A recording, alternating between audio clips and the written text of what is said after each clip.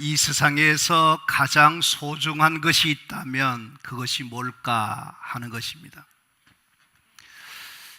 가정만큼 소중하고 중요한 것은 없다는 것입니다. 그래서 우리가 가정의 달을 맞으면서 어린이 주일에 주시는 말씀, 어버이 주일에 주시는 말씀을 우리가 2주 동안 나누었습니다. 오늘은 우리가 말씀을 함께 나누고 싶은 것이 뭐냐면 행복한 부부 그리고 행복한 가정의 비결이라 하는 그런 제목으로 여러분과 함께 말씀을 나누려고 합니다.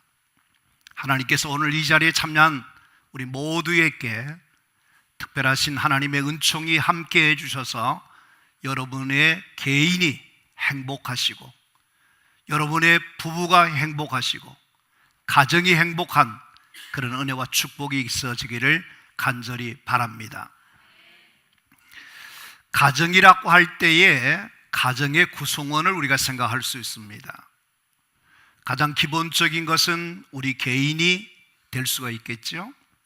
그래서 우리 개인이 중심이 되고 시작이 되어서 나중에 어떠냐면 남편과 아내, 부부가 되는 겁니다. 그리고 거기서부터 나오는 그 기업의 축복인 자식들을 생각할 수 있습니다. 또 거기서 좀 더 나가면 부모가 계시고 그 다음에 형제와 자매가 계시는 것입니다. 그러면 우리가 이 가정 안에 가족들이 있는데 몇 사람만 행복하고 그리고 다른 사람이 행복하지 않으면 되겠나 하는 것을 한번 생각해 보시면 좋겠습니다. 부부는 되게 행복해요. 근데 자식은 불행하다. 그럼 그게 말이 안 되지만 그런 경우도 있습니다. 그런가 하면 자식들은 되게 잘 나가고 좋은데 부모님들은 불행한 그런 가운데 있다면 어떻게 되겠나 하는 것을 생각해 보십시오. 형제들도 마찬가지입니다. 그러니까 우리말에 10손가락 깨물면 안 아픈 손가락이 없다는 말을 하고 있습니다. 정말 우리 모두가 다 행복해야지 어느 한쪽 가족만 행복하고 다른 가족이 행복하지 않다면 전체가 어떠냐면 다 아프고 다 힘들어지고 불행하게 된다는 것입니다. 저는 이런 의미에서 보면 우리 교인들 이 한 가족이란 말이죠. 교회라고 하는 이 공동체 안에 어느 한 분도 어느 가정도 불행한 가정이 없고 모두가 다 행복한 주님이 세워주신 축복의 가정이 되기를 원합니다. 할렐루야. 성경에 보면요, 이스라엘아 너는 행복한 자라다.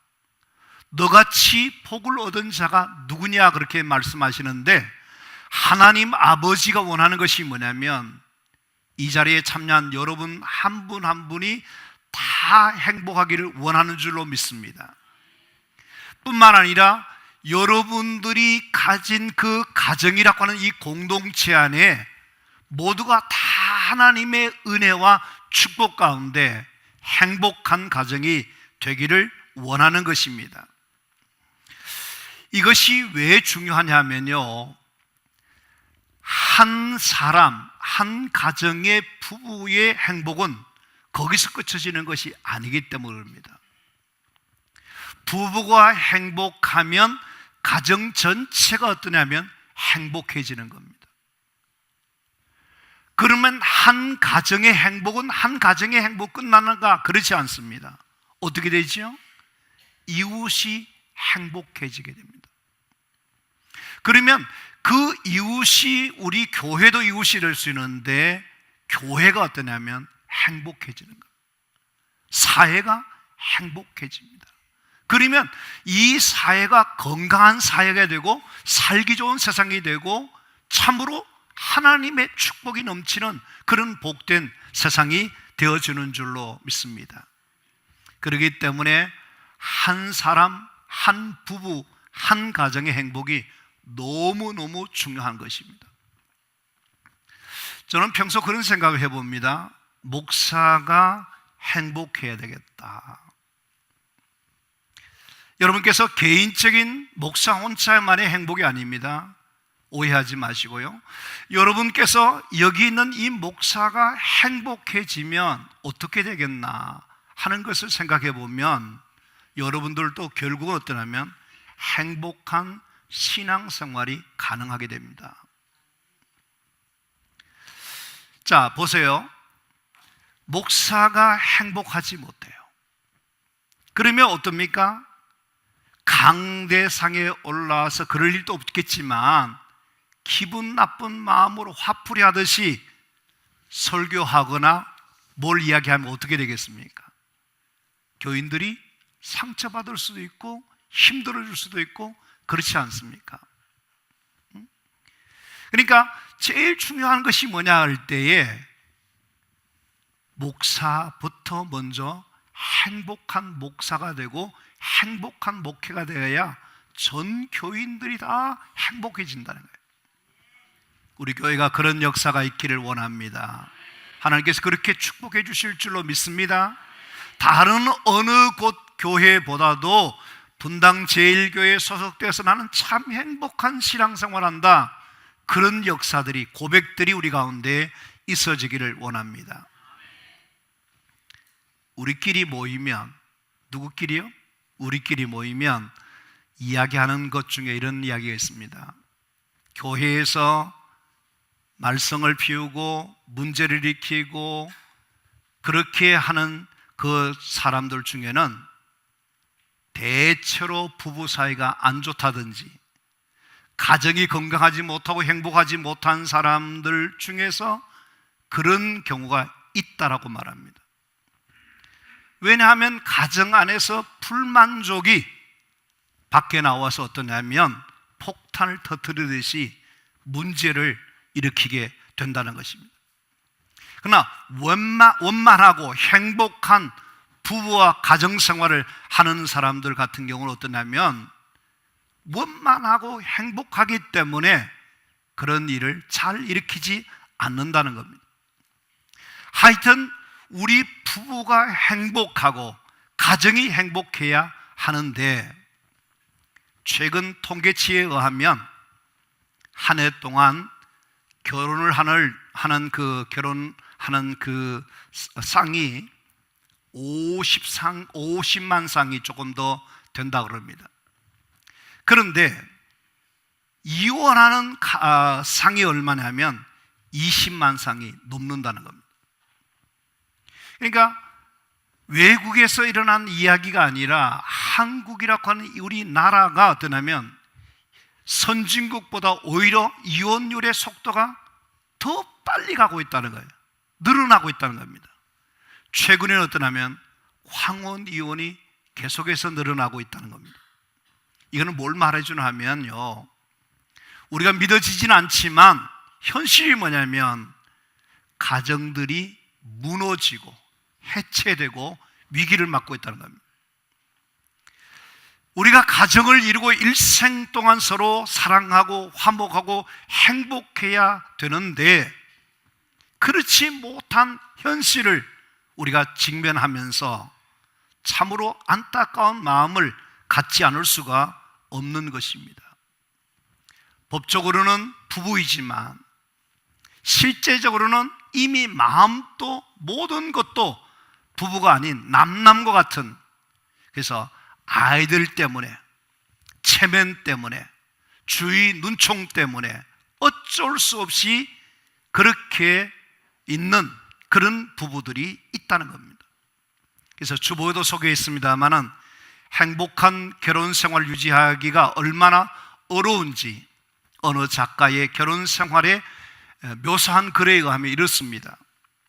20대는 행복의 꿈에 부풀어서 신이 나서 살고 30대는 서로에 대한 실망을 느끼며 환멸을 참으며 살고 40대는 모든 것을 포기하고 마지못해 체념해서 살고, 50대는 서로 없어서는 안 되기 때문에 의지하는 마음으로 살고, 60대는 서로 안 됐다 생각하면서 가엾게 살고, 70대는 지금까지 참고 살아왔는데 하고 그렇게 산다는 겁니다. 이게 우리 이야기가 아니겠죠. 제가 여러분에게 묻습니다. 여러분께서 마음으로 한번 생각하고 점검해 보십시오. 여러분의 가정은 안녕하십니까? 정말 괜찮으십니까? 여러분의 가정은, 대답하지 말아 그랬어요. 여러분의 가정은 행복하십니까? 여러분의 가정은 문제가 없느냐는 겁니다. 제가 참 궁금해지는 거 있습니다. 안 믿는 불신 부부 가정, 믿는 신앙의 부부 신앙의 가정, 어느 쪽이 더 행복하고 어느 쪽이 더 건강하고 어느 쪽이 더 잘 살 것 같습니까? 마땅히 믿음의 부부가 행복한 부부가 되고 행복한 가정이 이루어져야 하는 거거든요. 근데 과연 그럴까 하는 것입니다. 믿음의 부부라고 하면서도 그렇지 못하다고는 이 현실은 참으로 우리가 해결해야 될, 문제를 풀어야 되는 그런 것이라는 겁니다. 왜냐하면 오늘의 모든 문제는 부부의 문제로부터 시작되기 때문에 그렇습니다. 여러분께서 자녀의 모든 문제는 어디서 나오느냐? 부부의 문제에서부터 자녀 문제가 생기고 그것이 사회 문제가 되고 오늘 이렇게 복잡하고 어려워지게 된다 하는 것입니다. 이런 시대 속에서 오늘 우리는 부부의 행복의 비결이, 가정의 행복의 비결이 무엇인가에 대해서 오늘 말씀을 통해서 우리 좀 함께 생각해 보고 싶은 것입니다. 여러분, 행복의 비결이 뭔가 할 때에 사람들마다 보는 관점과 생각하는 것이 다를 수 있습니다. 어떤 사람은요, 조건을 이야기합니다.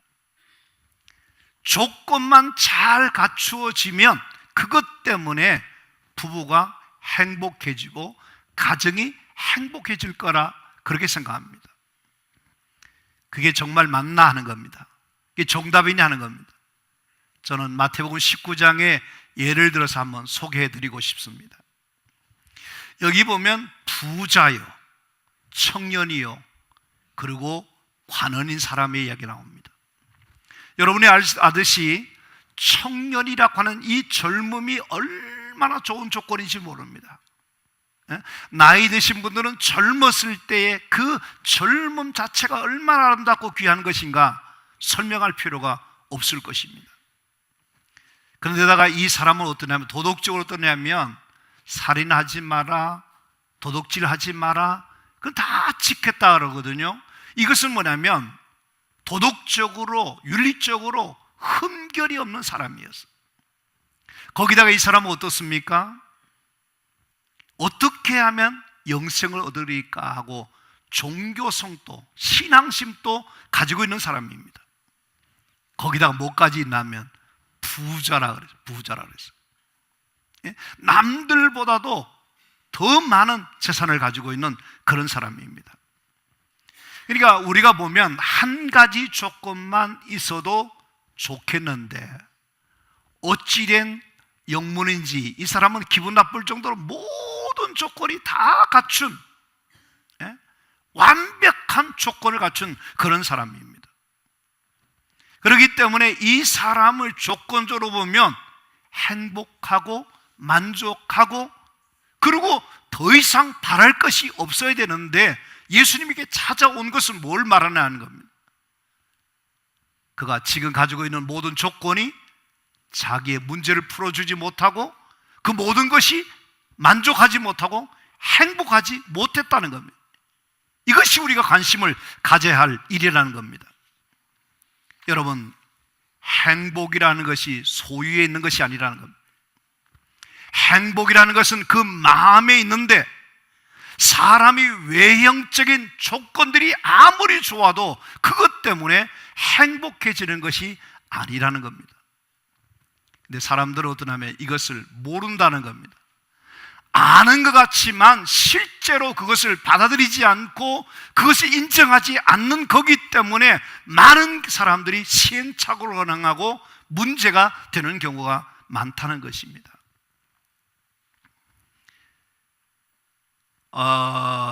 제가 지난 주간에 덴마크의 이야기를 새벽기도 때 했습니다만은 세계에서 사회보장제가 제일 잘 되어 있고 살기 좋은 나라가 어디냐? 덴마크라는 겁니다. 근데 문제가 뭐냐면 이 나라의 사람들 가운데 우울증 환자가 많다는 거예요. 왜 그럴까? 알고 보니까 이런 많은 조건들이 그것이 다 갖추어져 있어도 결국 사람들에게 뭐냐면 그것이 그 인생을 행복하게 하고 만족하게 하지 못하더라는 겁니다. 그래서 오늘 저는 여러분과 함께 본문 말씀을 크게 한번 소리내서 같이 보도록 할 테니까 앞을 보시면서 같이 한번 말씀을 보도록 하겠습니다. 잠언 15장 16절 17절 말씀입니다. 가산이 적어도 여호와를 경외하는 것이 크고 보호하고 번뇌하는 것보다 나으니라. 채소를 먹으며 서로 사랑하는 것이 살찐 소를 먹으며 서로 미워하는 것보다 나으니라. 아멘. 비교하고 있습니다. 무엇보다 무엇이 더 낫다. 우리는 기왕이면 지혜가 필요한 것인데요, 더 좋은 것을 선택해야 돼요. 더 좋은 것은. 그러면 나머지 모든 것들을 하면 결국은 다 갖게 되고 다 취하게 되는데, 더 못한 것을 취하면 나머지 모든 것도 다 잃어버리게 됩니다. 그래서 저는 여러분들께서 이 짧은 2절밖에 안 되지만 이 말씀을 좀 많이 묵상하시고 이 말씀을 여러분의 생활에 한번 적용시키면서 그렇게 한번 살도록 해주시면 좋겠다는 생각합니다. 자, 이 본문의 말씀은 일찍이 솔로몬 왕이라고 하는 사람이 세상에 어느 누구와도 비교할 수 없을 정도로 모든 것을 누려본 사람입니다. 자기는 왕입니다. 여러분께서 이 솔로몬의 이야기를 보면 부가 얼마나 많은지, 그리고 후궁이 얼마나 많은지, 세상에 안 해본 것이 없고 누려보지 못한 것이 없을 정도 다 누려본 사람이에요. 다 누려보는 사람. 그런데 그의 결론이 뭐냐? 바로 오늘 말씀에 보면 가산이 적어도 여호와를 경외하는 것이 크고 부하고 번뇌하는 것보다 낫다라고 말합니다. 여러분께서 이 말씀 중에 보면 가산이 적다는 것은 뭐냐면 가난하다는 겁니다. 생활이 넉넉하지 못하다는 겁니다. 그런데 우리가 생각해야 될 것은 뭐냐면 가난하기 때문에, 생활이 부족하기 때문에 그래서 불행한 건가? 아니라는 겁니다. 여러분께서 기억하셔야 될 것이 뭐냐면 비록 가난할지라도, 생활이 궁핍할지라도, 어려움이 있을지라도 하나님을 공경하는, 하나님을 모시고 사는 사람에게는 뭐가 있냐면 행복함이 있다는 겁니다. 아멘. 여러분, 부자로 살지만 다투며 살고 그렇게 사는 것은 뭐더라면 결코 행복할 수가 없다는 것입니다.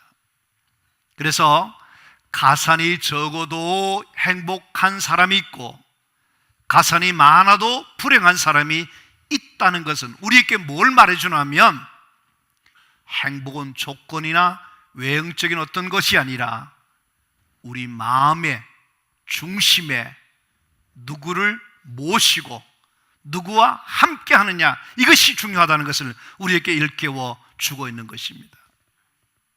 여러분, 예수님은 이렇게 말씀하십니다. 우리 다 같이 한번 마태복음 5장 3절 말씀을 함께 해보겠습니다. 마음이 가난한 자는 복이 있나니 천국이 그들의 것이요. 자, 이 말씀을 한번 보시면 부자는 복이 있나니 천국에 그들의 것이요, 그렇게 말씀했습니까? 예수님은 그렇게 말씀하지 않았어요. 왜 그럴까 하는 겁니다. 왜 예수님께서 마음이 가난한 자는 복이 있다라고 말씀하시는가 하는 겁니다. 돈만 있으면 장래가 보장되고, 돈만 있으면 앞으로 살아가는데 걱정이 없고, 누구도 무시할 수 없는 그런 삶의 환경으로 사니까 안정되니까 좋지 않겠습니까? 그러나 그것 때문에 행복하냐는 것입니다. 그렇지 않다는 것을 말씀해 주고 있습니다. 명성이 높고 권력 있고 똑똑하고 재주가 많고 돈이 많고 그렇게 하면 반드시 행복하냐 하는 것입니다. 오늘 본문은 그렇지 않다는 것을 우리에게 말씀하십니다. 가산이 적을지라도, 가산이 재물이 적을지라도 그 마음에 하나님을 모시고 하나님과 함께하는 자에게는 진정한 행복이 있고 행복한 부부가 되고 행복한 가정이 된다는 겁니다. 비록 단칸방에 새들어 살지만 가족들이 하나님을 모시고 서로 화목하며 서로 있는 그대로 용납해 주는 따뜻한 사랑이 있는 그 부부와 가정은 어떤 가정이냐면 행복한 부부와 행복한 가정이 되는 것입니다. 그러나 아무리 큰 저택에 살지라도 하나님도 없고 서로 미워하고 서로 싸우고 문제만 일으키는 그런 가정이라고 한다면 그 가정은 보나마나 불행한 가정이고 지옥 같은 가정이 되고 말 것입니다. 그러므로 우리가 행복한 가정, 행복한 이 부부가 되는 그 결정적인 비결이 어디냐 하면 오늘 말씀 우리에게 뭐냐면 하나님을 중심으로 세워진 가정이 되어야 된다 하는 것을 우리에게 말씀해 주십니다. 여러분, 이 땅에 가정을 디자인하시고 이 땅에 가정을 설립하신 그 설계자가 누구냐 하면 하나님이십니다. 그렇기 때문에 우리 가정의 주인으로 가장 중심에 모셔야 할 분이 누구냐면 하나님이신 것입니다. 근데 지금 우리가 어떠냐면요, 사람들이 자꾸 하나님을 소외시킵니다. 여러분, 하나님 없이도 행복할 수 있다라고 하는 생각을 많이 해요. 저는 우리 사회가 지금 되어가는 이런 현상들을 보면서 걱정스러운 것이 뭐냐면요, 사람들이 자꾸 하나님을 변디르로 이렇게 아웃사이드로 이렇게 하나님을 빼버리는 그런 인간 중심의 삶으로 나가는 것을 보면서 성경 속에, 역사 속에 볼 때 그럴 때마다 하나님의 진노가 임했고 인간에게 불행한 것을 오면서 가슴 아파할 때가 많아요. 이러면 안 되는데, 이러다가 사람들이 하나님 앞에 버림을 받을 수 있는데 하는 걱정을 많이 하고 있습니다. 요즘 그것이 저의 기도예요. 여러분께서 하나님이 없는, 하나님이 빠진 거기에 위기가 오고 거기에 문제가 있다는 것을 다시 한번 생각해야 돼요.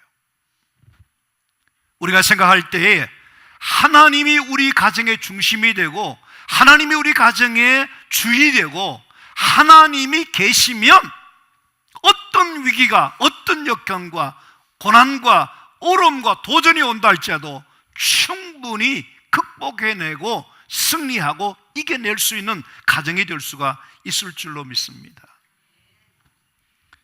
여러분의 가정에 제일 중요한 것이 뭐냐? 아이들이 제일 중요할 수 있습니다. 근데 요즘 가정에 보면 아이들이 어떠냐 하면 우상이에요. 모든 우선이 아이가 주인처럼 되어 있어요.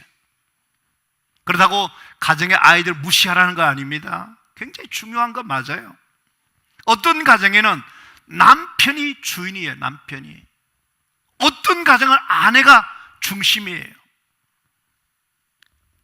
제가 말씀드리고 싶은 것은 오해 없으시길 바라는 것은 뭐냐면, 우리 가정의 가장 중요한 분이 누구냐 하면 하나님이 주인이시고 하나님이 왕이시고 하나님 중심으로 이루어진 가정이 될 때에 그 가정이 권위가 세워지고 그 가정이 행복한 가정이 되어지는데, 문제가 뭐냐면 하나님을 소외시킨다는 거예요. 시편 127편 1절 말씀을 한번 보겠습니다. 여호와께서 집을 세우지 아니하시면 세우는 자의 수고가 헛되며 여호와께서 성을 지키지 아니하시면 파수꾼의 깨어있음이 헛되도다. 헛되도다.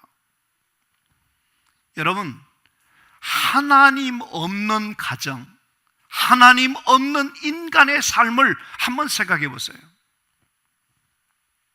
하나님이 중심이 계시지 않는데 비바람이 몰아치고 홍수가 나고 그러면 어떻습니까? 모래 위에 세운 집은 다 무너지는 겁니다. 우리의 가정이 반석 위에 세워진 그런 하나님 중심의 가정이 되어야 어떤 것이 오더라도 흔들리지 않는데, 오늘 왜 가정이 흔들리고 깨어지고 위기를 맞냐 하면 우리 가정에 하나님이 주인 되는, 중심에 있지 못하는 여기에 문제가 있다고 하는 것입니다. 사랑하는 성도 여러분, 우리가 하나님을 모시고 하나님 안에서 살아가는 가정이 된다면 반드시 그 가정은 하나님의 은혜로 사는 행복한 부부가 되고 행복한 가정이 되어줄 줄로 믿습니다. 한번 보세요. 가족들이 있지 않습니까? 가족들이 함께 하나님을 예배합니다. 함께 기도합니다. 찬송합니다. 하나님 안에서 교제합니다. 섬깁니다. 그러면 그 가정이 어떻게 될까요? 너무너무 좋은 가정이 되죠. 너무너무 축복받은 가정이 되는 거죠.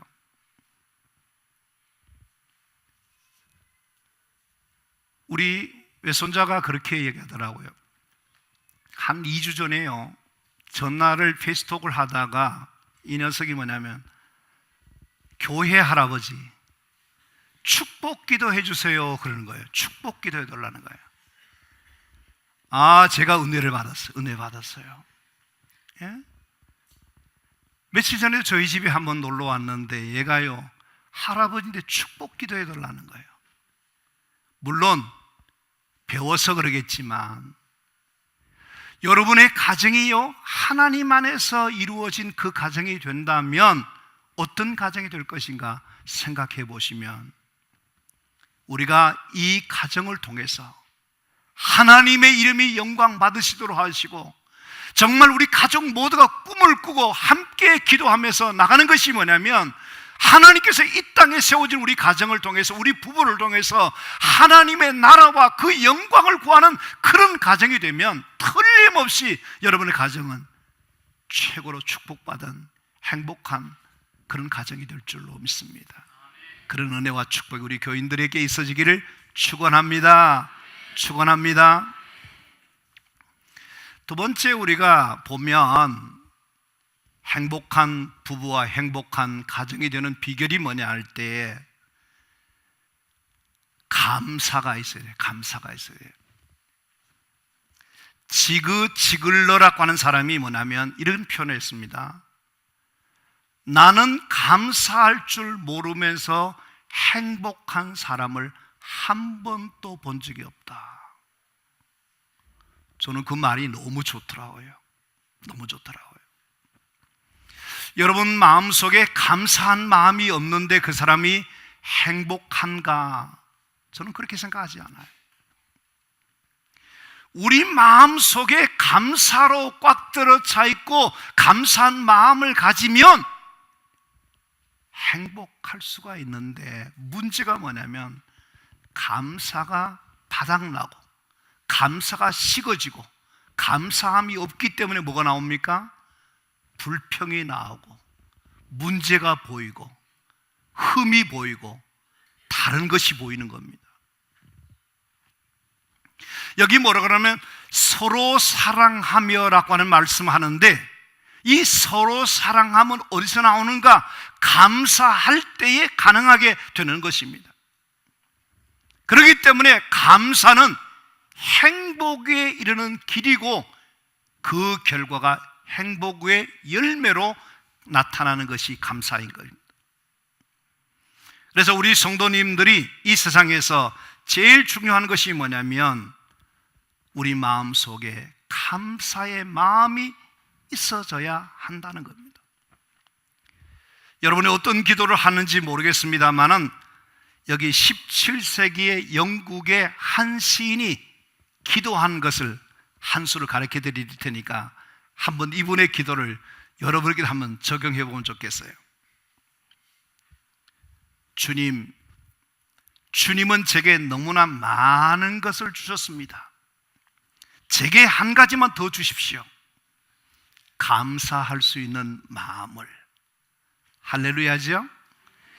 하나님은 너무너무 많은 걸 다 주셨는데 한 가지만 더 원하겠다는 거예요. 자기 마음 속에 감사하는 마음을 달라는 겁니다. 여러분, 행복한 부부와 행복한 가정을 만드는 그 핵심 키워드가 뭐냐면 감사함에 달려 있습니다. 지금 내게 주어진 환경이 어떠하든지 내게 있는 모든 일이 감사한 마음으로 보여지기 시작하고 감사할 수 있을 때 거기서 나타나는 것이 뭐냐면 행복한 역사가 일어나게 된다는 겁니다. 그래서 저는 링컨이 말한 것 가운데 오늘만큼은 행복하자 하는 말을 여러분에게 좀 소개해드리면서 적용해 주시면 여러분의 삶에 분명히 행복한 역사가 일어날 거다 하는 생각하고 제가 한번 이렇게 말하겠습니다. 오늘만큼은 기분 좋게 살자. 오늘만큼은 보람되게 살자. 오늘만큼은 행복하자. 오늘만큼은 감사하자. 그런 마음만 먹고 사신다면 여러분 안에 분명히 하나님의 축복 가운데 행복한 역사들이 일어나게 될 줄로 믿습니다. 요즘은 우리가 100세 시대를 산다 그러거든요. 100세 시대를 살아요. 이 100세 시대를 살아가는 우리에게 준비된 마음이 없고 준비되지 않으면 이게 고통스러운 것입니다. 제가 이야기를 들어보니까요, 이 결혼하면 행복해진다 그러거든요. 근데 이 행복의 유통기간이 얼마나 그랬더니 2년짜리라. 2년짜리. 길면 3년이라는 거예요. 그럼 나머지 보통 요즘 30세에 결혼한다 그러면 웬만하면 얼마나 사냐면 55년 동안 산다는 겁니다. 55년 동안. 그 나머지 많은 한 50년의 세월 동안 여러분께서 행복하지 못한 결혼 생활을 하면 되겠습니까? 예? 여러분과 제가 분명히 생각해야 될 것이 뭐냐면 우리 마음속에 하나님을 모시고 하나님 안에서 감사한 마음을 가지고 살 때만이 우리의 남은 인생의 모든 삶이 행복해질 수 있다는 거예요. 할렐루야, 할렐루야. 그렇기 때문에 행복은 저절로 만들어지는 것이 아니라 이제부터 여러분들께서 오늘부터 내 삶에 하나님의 축복이 넘치는 행복한 삶을 살아가는 사람이 되고 가정이 되기 위해서는 우리 마음속에 하나님을 섬기는 그 경외하는 마음 가지시고 그리고 모든 것을 감사함으로 서로 사랑하는 마음을 가질 때에 비로소 가능해진다 하는 것입니다. 저는 이 말씀을 맺으면서 저도 한 40년 정도 아내와 같이 결혼해서 살았는데요, 싸우기도 되게 많이 했고요, 근데 최근에 저희 두 사람이 하는 이야기가 있습니다. 그것이 뭐냐면 전화하면 사이좋게 예? 저희 두 사람이 남은 삶을 살아갈 때에 서로 사이좋게 살려고 하고 감사한 마음을 살려고 하면 행복하지 않겠습니까? 여러분들도 오늘 주신 말씀을 잘 생각하면서 이 세대, 이 세상을 본받지 말고 정말 하나님의 사람들이 오늘 이 시대를 살아가는 우리들이 참으로 오늘 말씀처럼 가산이 적어도 비록 채소를 먹을지라도 하나님을 경외하는 마음, 감사하는 마음 가지고 살아서 여러분의 부부가 행복하시고 여러분의 가정이 행복해야 됩니다. 언제 그렇게 할 겁니까? 10년 뒤에? 안 됩니다. 오늘부터 여러분의 삶에 다시 한번 행복하지 못한 그런 부분이 있다면 왜 그 원인이 뭘까를 찾아내시고 다시 한번 여러분 우리 모든 성도들의 가정마다 부부마다 행복한 부부와 행복한 가정 되어서 하나님이 가장 기뻐하시는 축복받은 그런 건강한 가정들이 다 되기를 주님의 이름으로 축원합니다. 할렐루야, 할렐루야. 꼭 그렇게 살아가기를 원합니다. 축원합니다. 하나님 감사합니다.